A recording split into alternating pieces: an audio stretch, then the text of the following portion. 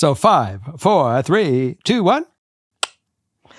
Hey, everybody, and welcome back yet, whichever way it works, to another episode of Father Knows Something. As you are aware, Justin and I did do an episode that was supposed to be for this last week. We had some SIM card problems, so he, like we mentioned at the last episode, is that he's fixing them and he's going to put them on for the Patreons. You don't want to miss it. You definitely want to subscribe or join our Patreon and get to hear them. That all said, I was reading some of the comments from the show that Morgan and I just did the other night. Okay. And the first story was about a fellow that was doing emotional cheating. And we got some, feedback, and Morgan was so funny. I said, well, how are the comments? Because I haven't had a chance to read them yet. And she says, oh, Dad, they're bashing you. But I do want to say this. I didn't lose my mind in my comments. I want you guys to, know how Dad, I want all my kids to know how Dad kind of thinks. It's always easy to get an eraser and erase the chalkboard. Yes. That's an easy thing to do. But sometimes before you erase it, you may want to see if before you finally do that last quick swipe, before you press delete, sometimes I always think if it's important enough, look into seeing what it can really, if there's any saving it. If there is no saving it, then yes, I fully agree. You wipe the slate. You press delete. Yeah. So just, that was really where I was trying to go with that, to say there was once some love there. There was once total satisfaction. Sometimes relationships get to these tough times and it's easy to walk away. Sometimes it might be a little harder to work through it, but there might be a good reason to work through it. And that's where that was coming from. So, just wanted to share that with you guys. So it's all your lives. And I certainly don't say I know everything. And I'm certainly not saying I'm always right, because I would have then changed that. We would have changed the name of the show. True. But these are opinions. And when you guys ask Dad's opinion, that's why I give you my heartfelt opinion, because I look out for all of you and I really want everyone to make the best choices they can for themselves. Yeah. So on that note, what do you got? Well, as I found stories for the last episode that you just did with Morgan, Yeah. I had a whole bunch. So we're just going to keep going on that whole The thread. theme. Okay. Yeah. Kick it off. Let's go.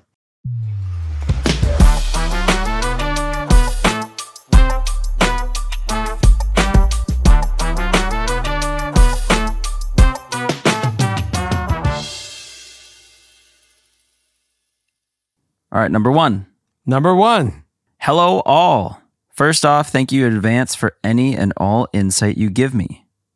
I have been a listener of THT for a long time and have been binging Father Knows Something as of recently, and finally have the courage to ask the ever-impeding question that keeps me awake at night.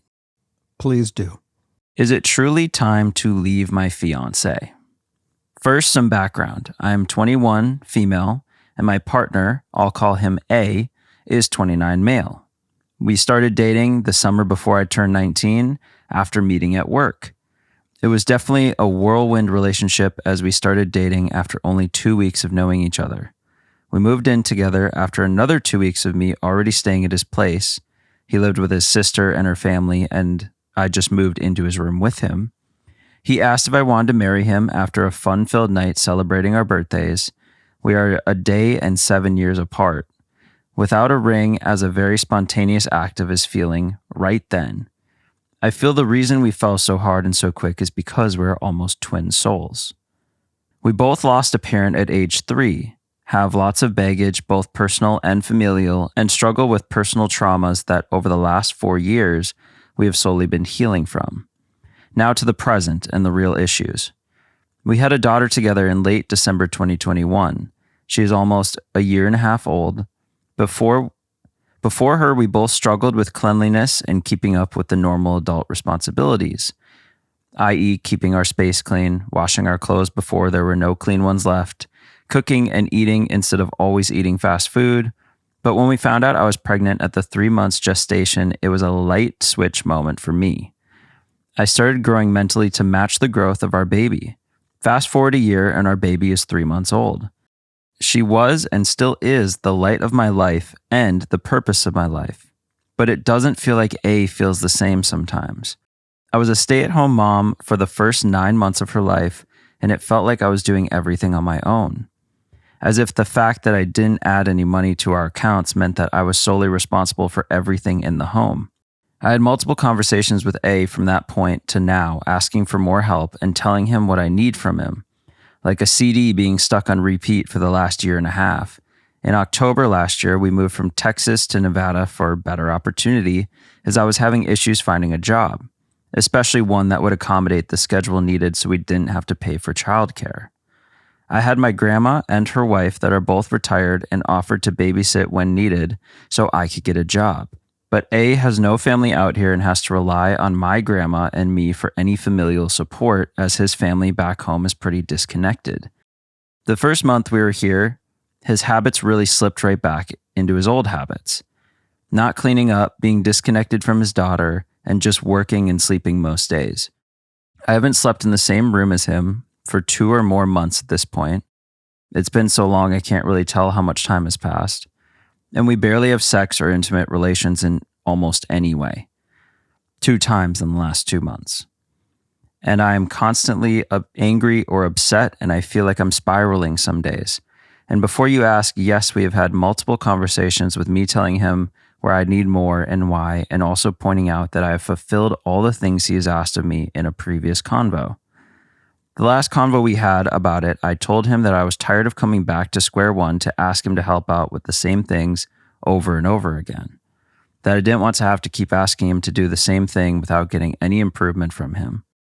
I think if I was seeing some improvements and that there was at least some effort being put in to get better and establish better habits, then I wouldn't feel so upset and maybe even wouldn't be so angry all the time. But that comes back to the fact that we just travel in our circle with our relation. But that comes back to the fact that we just travel in a circle with our relationship and his role as dad. So that leads me back to the original issue. Is it time to pull the plug? And if so, how do I accomplish that in both a peaceful way, but also in a way that protects my daughter, as he has a history of being angry and letting that take over? Well, you really defined your situation exceptionally well. And we started the show and I said, I gave the chalkboard analogy. And you've done your job on this one. So it really is take the eraser and go to the chalkboard and wash it off. Look, you're not married. Yes, you have a common interest. You have your daughter.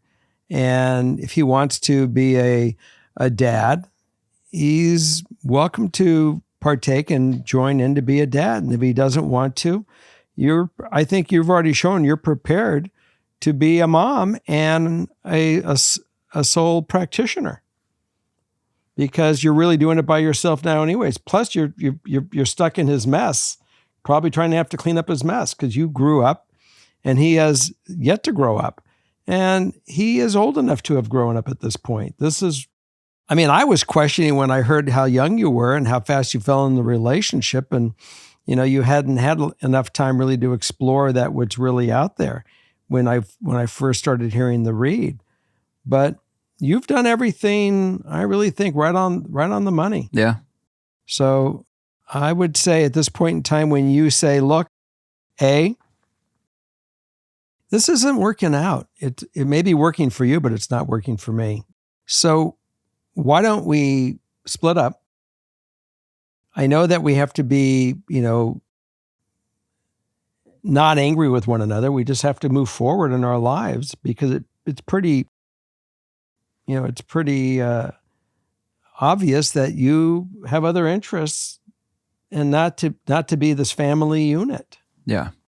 So let's do this peacefully. And if something should change in, times to come, I can't predict the future. I only can deal with the present, and it's not working for me in the present. So you do that, you separate. He goes on his own, you're on your own, and obviously he's going to have to pay some kind of child support. That's just the way life goes, married or not married. And Yep. you can get the court system to work on that one for you. And let's see how he likes living apart, because it might be a wake up, and he might be able to woo you back if that's what you're interested in, or you just go forward with your life and be a mom and heal from all this. Because let me tell you, even though you haven't been married, you have certainly been a couple for 2 years, you're going to have some emotional things to heal from. Don't discard that. Yeah. And especially because, you have your daughter right now. So take your time, and when you start meeting people, and don't jump into the next relationship the way you jumped in this one. However it happened, but take your time and really know that you guys can grow together and satisfy all your intellectual needs, let alone your physical needs. Right. And what's your take on this? I'm not super surprised that it ended up this way based on how it started with the, dating after 2 weeks of knowing each other. Mm-hmm. It's one thing. Moving in 2 weeks later. Well, she was another thing. She was living with him from the moment they started being together. Yeah. Well, and just the fact that you have a guy that's 29, which I'm basically almost 29, mm-hmm. who almost sort of feels love bomby, but I don't know. It's besides the point. But to then propose to a 21-year-old, I know age gaps, it's a thing, and I'm sure there's a lot of successful marriages that have started this way, but it just feels really quick and just interesting. So I'm not super surprised that we've ended up here. That being said, you have done all the stuff that we would usually say. You've gone through all these steps. Your priorities are straight because you are very focused on your daughter, which is amazing. So, if that can work out just fine as a single parent or co-parent or however it ends up being, the fact that he was hoping you would carry all this and he just kind of does this, it just, it's weird. But I'm going to go the ideal outcome, because I agree with you. I think it is pretty cut and dry. You've tried to have the conversations and nothing changes. Yeah, he ignores them. So how many times can you do that before it's pretty clear? Beat your head against the wall. Yeah. And so the ideal outcome would be either having a peaceful separation with good co-parenting, or find our way back, as I truly felt that he was my person until he stopped growing as a person/parent. Mm-hmm.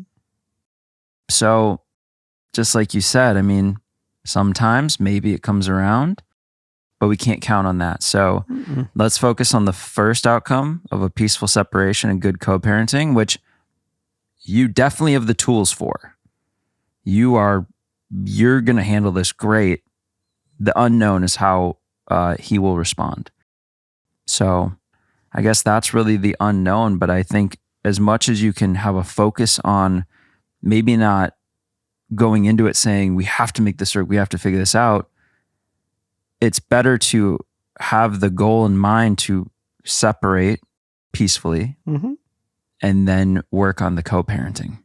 And like I said, he may have I do believe that he is going to have a real realization once you do the separation. And as long as you keep your cool and there's no yelling and there's no screaming, just say, right now it's just not working out. And whatever you do, keep your cool and keep your path, and hopefully he'll grow from this, because you're right. You said it. You've grown. He hasn't grown. And now you've passed him up. And that is a problem. So if he's emotionally at a younger age, maybe that's one reason why he felt attracted to a 21-year-old woman, because he wasn't finding, the maturity level when he was 27 at the time. That could be. We're not here to analyze him at this point in time. He can go to, get help for that. But the reality is that this will be a shakeup, and either one or the other is going to happen. One, he's going to really miss you, and he's going to see what he had, and he'll say, I need to work on this, and this is on me to fix. And he'll come and he'll fix it. He'll work on it. And doesn't mean you have to go right back to him as he's doing it, but you can certainly entertain it if you find yourself, your feelings are missing him and that you want to give him that shot. And none of us know that answer. Only you'll know that answer when it really happens. Yeah. To see what happens. So keep us in the loop. I'm glad you did write in, and please give us your updates, in a month or two. There'll be a lot of comments on the comment stream for you. So go check them out. Update form in the description. Okay. Number two. Hello to everyone in the Father Knows Something crew. I hope your day has been going well. I want to get something off my chest and possible advice on how to deal with my family problems, specifically between my mother, sister, and me. I'll start with the relationship between my mother and older sister. For as long as I can remember, my sister and mother have gotten into screaming matches. In the worst case scenario, they have ended in physical altercations, like my mother slapping my sister across the mouth or my sister pushing my mother.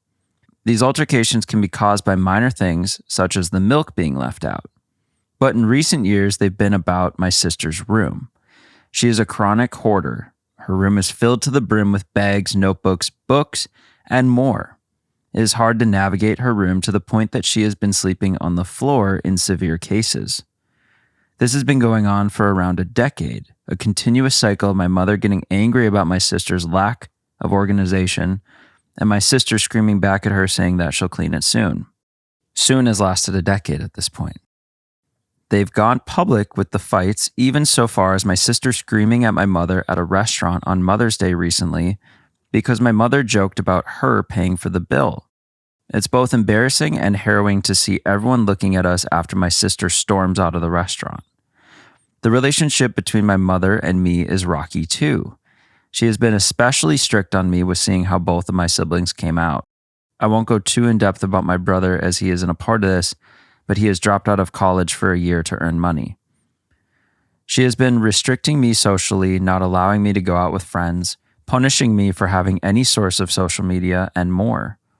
I am beginning to see myself go down a similar path of quarrels and screaming like my sister and mother. I've been growing more agitated and easily irritated in recent years. Years of being a mediator between my mother and sister have severely deteriorated my mental health. I've fallen in and out of several rough patches in my life. I cannot go to my parents about this as they simply shove my problems aside and say that it's the internet that's keeping me like this. I feel like I have nobody to talk to about these struggles. It's become everyday life at this point. I'm sorry if this was a mess. It's hard to summarize over years of problems into a short sum of paragraphs. The first thing that was coming to my mind for you is get out. Get out and get out fast. You need to go protect your own mental health. And this environment, and I don't know where your dad is in all this because I hear the word parents, but I don't know where the second parent is. Well, let me give you the anything else. Okay. So you have a little more context. My sister is in her late 20s and still lives with mom and dad. I am not of legal age to move out and haven't finished my schooling. I have a brother, but he lives out of town studying and working. My father is still here, but he is a workaholic, so he isn't very present during the fights. Look, you're in a tough situation. Your mental health is most important. And you're not going to fix your mom and this and all the triggers that is going on because it stems from the parent and then follows to the kids. So the problems that are going on in this house is your mom's mental way of handling things. And I don't know what it was like with her parents. I don't know where your grandparents are. I don't know where your aunts or uncles are. But if there is a way that you can get yourself emancipated, which you can do after the age of 16, I think, you can go and find a safe haven somewhere else to go without going into foster care. Yeah. But you need to get yourself out of this mess because it's not healthy. And even if you went to your mom and said, Mom, I think we need to go to family counseling, I don't think it's gonna fly. Yeah. I think that, you're in a very precarious place, and you are risking your mental health, and you can take so much of this shit. Mm-hmm. So, if I was your dad, which your dad is AWOL, maybe you have to go have a conversation with him. And I don't even know the relationship you have with your dad with all this, what he knows. Yeah, true. But you need to save yourself. That's what I would be saying. Save yourself. Let's figure something else out that you can get out of the this treacherous fire on this parcel of land at this specific address, and find somewhere else where you can get safe haven, but you can grow and, be a young adult, go into adulthood, and not pick up all these horrible habits that you're witnessing. This abuse. It is abuse, period. Yeah. So, well, I don't know if there's other family or, any other options, but ideal outcome, I just want peace. My schoolwork has been getting harsher and harsher through the years, and the constant fights have been affecting my mental, social, and emotional health a lot. I believe it. I've even been catching myself yelling the exact same way my sister and mother yell at each other. I don't want to be like them. I hope that someday there can be a normal day where no fighting happens. Get out. You got to find a way to remove yourself from this toxic environment, and you got to do it in a way that it's safe for you to do it, and that you can continue your growth in a healthy path. Yeah. So read the comments on this, because people are going to have it as well, and a lot of people are going to find ways to try to assist with you, but and they'll have crisis centers to go to and things of that nature. I feel for you. I really do. Well, and if there's really no way to physically get out right now, maybe there's professional help that can help you survive however long you have left in this house. If she needs to get out, she can get out. I know, but just... She can emancipate. That this person could get themselves, emancipated and get out that way. But you want to go to a safe place when you do it. And that's why I'm really trying to see if you have an aunt, an uncle, that they're not, you remember, a lot of these people came out of the same toxicity. So you probably want to go to your paternal side of the family to see what's going on in the paternal, because the maternal side, the mom's messed up. Yeah. Yeah. One thing you do have that's a real positive, though, is you're recognizing this behavior and making a choice that you absolutely do not want this in your life, and you don't want to be like this, which will help stop that generational, whatever it's called. Especially since you see that you're taking on the same habit. Right. Catch it now and get out. Recognizing it is the biggest step for sure. So, whatever you can do to get through however long you have left, or look at options of getting out. We need help with the comments on this one. We do. And again, read them, but I want to take you right now and find a way to get you out of there. I know. But I would have a conversation with your dad and say, Dad, what are your thoughts? Yeah. Because look, he is your dad, and I can only by default think that he loves you, and he'll try to do what he can. If he is that blind to recognize that he is dealing in a home of insanity, I can't believe that he's so blind. Maybe that's why he works consistently, is to stay out of it. Could be. And to run away from this nightmare where you have nowhere to run. Yeah. So, I would have a conversation with him away from all this and see what his thoughts are. Yeah. Let's start there. And please write back. Yeah, for sure. You can even come on our Patreon on our group therapy and log in, and we can all have a conversation, and it's an open line. So everyone has comments and we can really discuss it. Yeah. And I would invite you to do that. I think it would be great if you can. Let's roll on. Okay. We're on to number 3. 3. Hi, Jerry, Morgan, Justin, Holly. Holly's coming home tonight. Really? Mm-hmm. She's going to actually come here. She's coming to the studio. She's coming to the studio. Oh, she missed the episode. She missed her calling. we can make a phone call. She'll be here in 10 minutes. To start off, I want to give a huge thank you to all of you for creating this podcast. I've been listening for a few months now, and it's been comforting hearing the advice you give to others because I've slowly been implementing relevant things into my life. Just for some context, I'm a 22-year-old female and have recently started dating my boyfriend, 22-year-old male. Again, after breaking up for 2 months. Prior to us breaking up, we were together for almost 2 years. Wait a minute. 2 years. Break up. And it's been 2 months. They're back together. And we're recently started back up. Okay. All right. The problem I'm currently facing is whether I should move out of my family home and in with my boyfriend and his family. The relationship I have with my family is very tumultuous, to say the least, and it has really gotten worse over time. My family owns a small restaurant in New York, and I work there every single day without pay. The only money I'm allowed to take home with me are the tips I get, and without any time off. This is the reason why my relationship with my family has fallen off. Currently, I have not spoken with my mother in almost 2 weeks because when we were arguing over the topic of not being able to have days off from work, my mother screamed at me and called me a whore for getting back together with my ex. To be quite honest, that was not the worst argument I've had with one of my parents, but it hurt a lot to hear my own mother say this about me when I only have dated 2 guys in my entire life and didn't start having sex until I got with my current boyfriend. Ever since then, I've been a lot more aggressive at work and demanding that I be paid for a job I am forced to do every day for free. My mother and I have gotten into more heated arguments since then, and my mother always ends the argument by screaming at me to get out of her house if I don't like her rules and saying that I don't deserve to get paid because she shouldn't have to pay her daughter. Lately, I've been thinking of actually moving out because of everything that has happened.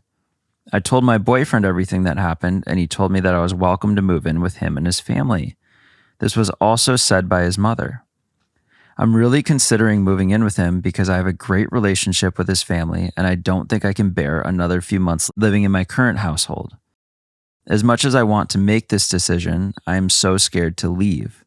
Although I have a few $1,000s saved, I would be out of a job and would not be able to contribute a lot to my boyfriend's household, because the majority of my savings are going towards paying off my student loans. I'm scared to make this jump because I know I'll be cut off permanently from my family, mainly my family dog who I love with my entire heart, and it would mean that I'd have to start over in a new environment. I honestly have no idea what to do. I want to move out to stop experiencing all the emotional and verbal abuse I face every day, but I'm scared to leave the only environment I know. I understand the fear of leaving, but you're going to have to look at it dead in the eye and say, I'm brave and I can do this. So let's take a couple steps here. First decision, you need to get out. There's no doubt about it. You need to leave. You need to, number one, move out of the house and not live with your family. Number two, you need to get either a job somewhere else where you are paid, because that's the way the world works. Right. And, they by law have to pay you, I think, theoretically. So I would leave. I'd say, guys, it's been really wonderful to be a volunteer at the restaurant. I'm glad I helped the household, but I need to make a living. I need to do my own thing. So thanks so much. I love you all. And I won't be coming into work tomorrow. Yeah. And that's simple. And go find a job at another restaurant if that's what it is, or something else that you want to do, but go find a job. And if you're going to temporarily move in with your boyfriend, or you want to take your money and go get an apartment if you can, and if you find that job and you think that you want to battle it to, have your own place in your own existence, you get a roommate, go do it. Yep. That's a possibility. if it's not the right time to move in with your boyfriend. That's a separate issue, moving in with him. You have to really move in with somebody for the right reasons, not because I have nowhere else to go, but because it's a positive. We're in love and we're going to have our life together. We're going to see how we work. That's the best way to move in with somebody. That doesn't mean that people every day don't move in because they have nowhere else to go, and this is a way to be saved. That's a decision you get to make on your own on this one. But you definitely need to get out of the house, and you definitely need to go get a job. And as far as your family goes, it might take some time for them to recognize that you went on your own, and it was nothing against them, but you needed to have your own existence. And since they couldn't afford to pay you, somebody was. Yeah. Well, let me preface my thoughts with the ideal outcome. Okay. My ideal outcome would be to get along with my family, but that's asking for way too much from people who don't really care about me. I just want to be stable and happy, free from all the shit I currently experience. And so, with that in mind, getting out of the situation is 100% the choice, no matter what. That's the choice here. I'm not really scared about the moving in with your boyfriend. Sure, you guys had problems. You decide you want to come back and be together. Good sign. Two things can happen. Works out. Your guys' relationship does really well. You're completely refreshed and out of this toxic house and living and work situation.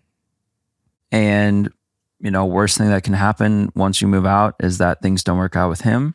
But while you're with him, gives you time to have a place to live, gives you time to figure out your job situation and start making some money and start making progress because you've just been held in, like, practically caged and not allowed to go and start building a career, start doing right.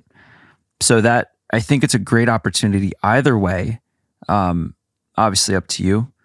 And then if you start building, a good little savings and you have some more flexibility, things don't work out with him, you could get your own place. Or you guys get a place together. Exactly. So it all is good in from my perspective, except for losing the dog, because I know that emotion. But sometimes you got to let go of things like that to really completely redefine your life. And I will say this, manipulating families, typically once you find yourself free, they are going to want to know how you are. They are going to say, come back and, come to the restaurant and have dinner.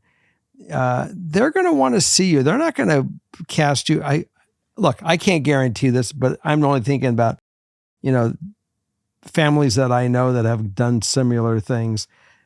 They may never talk to you again. I find that hard to believe. But I do believe that families do, at one point in time when they see their child growing and doing something and on their own, they're proud of them and they let them potentially. So, but for right now, either way, you got to get out. Yeah. End of story. And that's like, all we know is right now. All we know is the situation you're in. Hypotheticals down the road. Anything can happen. Anything goes. But for now, out. I think the stability and the happiness you are seeking, you will find and your mental making health this choice. And your mental health and your own growth. All of it. Yeah. Yeah. You got to get out of there. Yeah. And you can't, just spending all that time and not being compensated for it, not being recognized for the work you do. It's time to just get out of there. Yeah. Move on. It's the only healthy thing for you to do. And let us know how you do. I'm very curious. And absolutely. So let's go to number 4. Number 4. Okay. Hello, Morgan, Jerry, Justin, Holly. I want to preface this story by saying that by the time you get to this story, things are likely to already have been solved. I guess I want advice for the anxiety this has caused me. I'm also sharing this story for 2 other reasons. for you guys to give advice to others who may be in my situation, or to at least bring a chuckle to people at my expense, LOL. Okay. I, 20 female, live with my parents and my younger brother. My boyfriend, 24 male, lives in a different country from me, and we've been long distance for a year now. Here's the issue. Living with my family means that at least 80% of the time someone else is home, and having voice call sex is hard to coordinate because of thin walls, or people needing me, so I try to find moments when I'm home alone. Yesterday, after my mom left for work, I needed a shower, but also my boyfriend and I wanted to have some fun. I grabbed my toys, got in the bathtub, had my fun, and then quickly left for work, forgetting to put away my stuff. I will say I got quite lucky. Throughout the rest of the day, no one took a bath or a shower, so no one discovered my stuff there, until after dinner when my dad went to take a shower. As a bit of context, my dad and I have this I pretend I didn't see / if I close my eyes, it's not real attitude together. I have accidentally walked in on him looking at adult websites, and I'm pretty sure he has heard me a few times but said nothing. So at around midnight, I got a message from him. I think you forgot a few things in the bathroom. Could you please go get them before your mother or brother see them? Thank you. Dad is cool. Yeah. Dad, here's the dad. I was mortified. He was really polite about it, but I felt so ashamed. Although at the time, my emotional response wasn't strong. I went to the bathroom, grabbed my stuff, and eventually went to bed. Cut to today. I wake up with a huge wave of anxiety. I have no idea how to confront this, if I should confront this, or if I should have an out of sight, out of mind attitude about it. There's not much to say. I haven't seen my dad yet today because he leaves for work early. My mom noticed something was up, but I told her I didn't want to talk about it. Oh well, it'll be okay in the end. Thanks for reading. I hope the secondhand embarrassment isn't too much. Sending love your way. I would send your dad a text message to say, you're cool. Thank you. Or just like the first is taken care of. Taken care of. Or just something so simple, because if it's bothering you this much to where your mom is recognizing it, get it out of your head. Yeah. Dad, look, we all have, your parents have been through, look, they had you. They know what sex is. I mean, come on, we all been through this shit. I know. It is funny when you're a teenager, and you're starting to kind of figure this world out. Mm-hmm. You think that it's also secret and your parents know nothing. On Two Hot Takes, we talked about the chin dildo. You told that story on stage. On stage. Everyone knows it. The world knows about it. Yeah, look, your dad's cool. He certainly covered your butt. Just, send him a hug and a kiss. Say, taken care of. Something just nonchalant. You know the emoticon that goes like this? Yeah. See no evil, hear no evil. Yeah. Send them the emoticon also. See no evil, hear no evil. Yeah. And then it's a private joke. That's true. Well, and if you weren't having so much anxiety about it, I would say no need to confront. Just move forward. But I'm reacting to the anxiety. Yeah. It will extinguish it very quickly. Yes. Yeah. So there you go. So let everyone chime in. Yeah. And thank you for writing that. That took a lot of guts. So we appreciate it. Yeah. Let's go on. Next one. Okay. Number 5. I like the way I did that. Question. Yeah. Should I just pay back my parents? Sure. So I, 34 female, am building my first home. Yes. My parents, 68 male and 68 female, who are devout Christians, gifted me some money, over $15,000, to put towards the house. I'm immensely grateful for their help. However, it comes with stipulations. They're going to have me sign some paperwork that says I can't have anyone move in with me while I live in my house. This seems a bit much, but I feel like it even means if I get a boyfriend, they're also not allowed to move in with me. I make enough money to cover my mortgage. and I qualify for a nice bonus, which would be more than enough to pay my parents back. Should I pay them back and tell them I'm no longer obligated to live by their rules? Well, are they giving you the money before you get these loans? Number one. And let's just play this out with me. Let's say that you need to get the 15 large to get things going, and they're making you sign this agreement today before you get the other money. So without their 15K, you're dead in the water. Then if that's the case, in the contract, you add a line.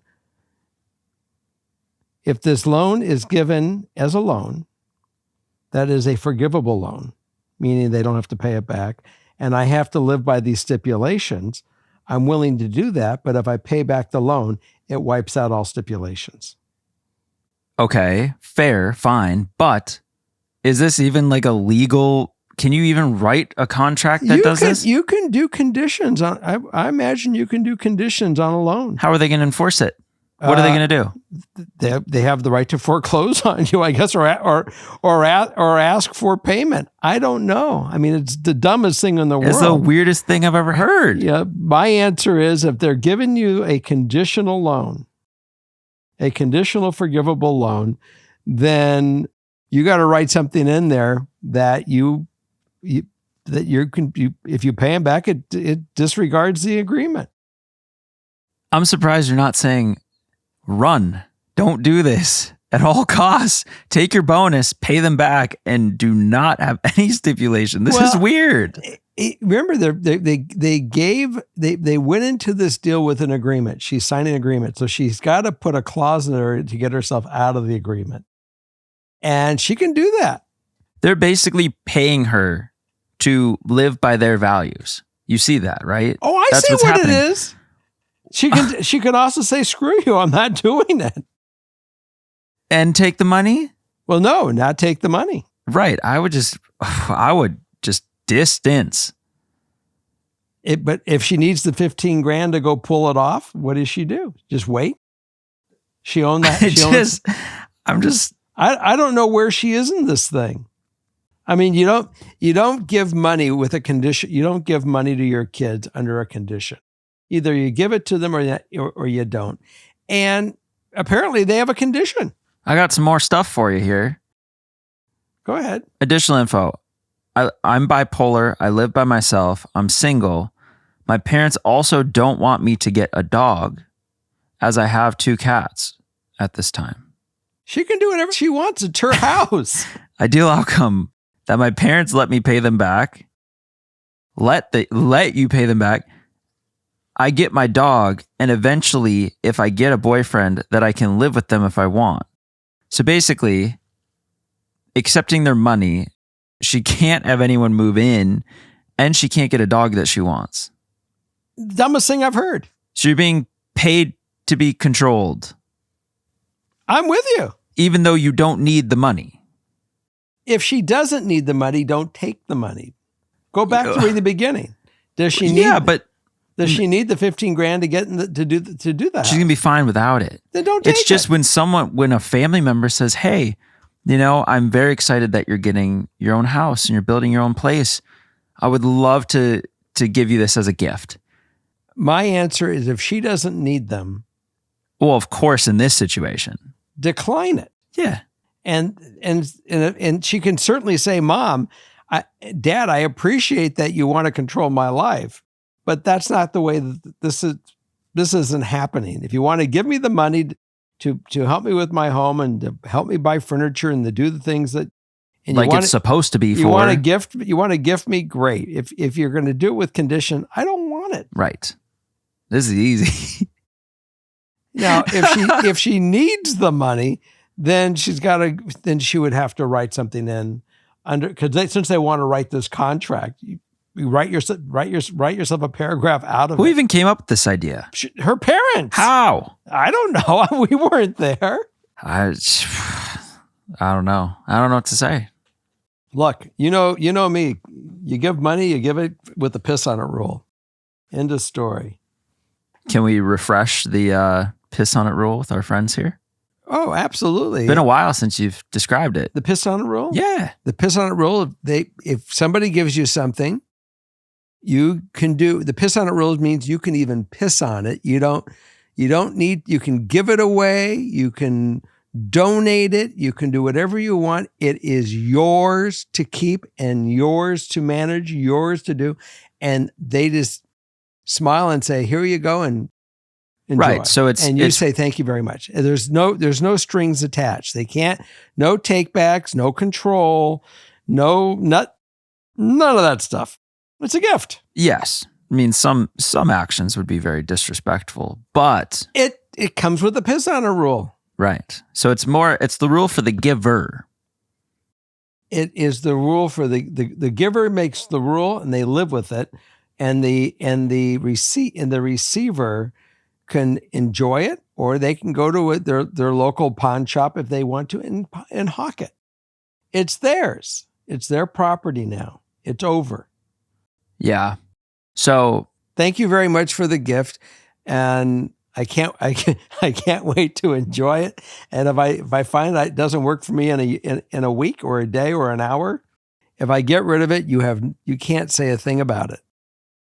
Have you had any bad experiences with this rule? Oh God, yeah. Oh. My mother gave my brother a desk that was my dad's. Okay. And my brother decided, and it wasn't a $100 desk. Okay, yeah. It was a very expensive office suite. And my brother called me up and he said, you mind if I, and by the way, I paid for it. I bought it. All right. My brother said, do you mind if I have Dad's, I got this new job, new office. Can I have Dad's office suite? And I said, Dad always wished that we would go into business with one another. I know it will never happen. And I know that he'd be really proud that you have it. So yes, you can have Dad's office suite. So we used it for 6 months or a year. I shipped it out to him, and he used it for like 6 months or a year. And he finished that job, and he no longer had the job. The contract was over. Yep. So he had to go figure what he's going to do with this 9-foot desk, 9-foot credenza, big chairs. He goes, I have no room for it. So he had a buddy that had a law firm, and they moved it to an office there at the law firm, and it sat there for about 2 years. Now, he could have sent it back to me. He could have said, Jerry, I have no room for it. Yeah, of course. I send it back to you. And I would have said, absolutely. But his buddies lost their law firm, and he had to get it moved. And he said, I have nowhere to put it. And so he called my mom, and he said, Mom, do you think that Dad would mind if I give it away to a school, a high school, to the director of the high school? Okay. And my mom said, whatever you want to, I guess it's okay. But it wasn't hers. I'm the one that paid for it. And so she called me up and she said, well, Scotty wants to give the dad's stuff away to the high school, to the chancellor at the high school. And I said, absolutely not. So you did get it? She gave me the call and asked me about it. And I said, absolutely not. If we're going to give it to anybody, I know where Dad would want it to go. Okay. That's not going to happen, or I'll bring it back here. And so she said, well, it's too late. He already gave it away. And I said, bullshit. And I called up and he says, so too bad, so sad. It's the piss on it rule. You gave it to me.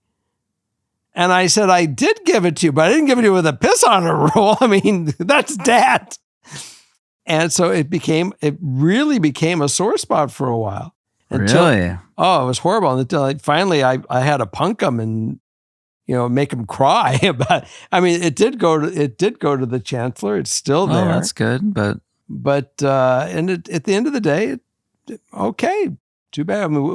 I bought 2 of the same desks after that to go, pull a prank and all kinds of stuff. Yeah. It was crazy. But needless to say, yes, I've had the piss on it rule, and I've had it backfire on me, and I was very upset. And that's when I say when we say something, we say, don't take it, don't give it, unless it's with the piss on it rule. Meaning you could do whatever you want with it. There you have it. Okay. So that wraps up for the show for this week. Yeah. And everyone, thank you so much for chiming in and making us a part of your life and you becoming a part of our lives. And also, look who dropped in, who's back. Look who made it. So her mommy just dropped her off. She's had a rough go for the past couple of weeks. She had some surgery, but she's doing great. And she's now back with Daddy for the next couple of weeks. Yeah, everyone said hello, Holly.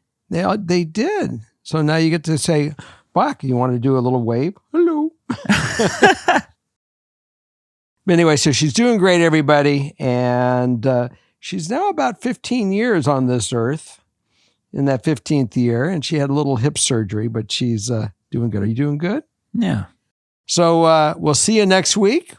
Don't forget to watch Patreon. And Justin gave me a great fact.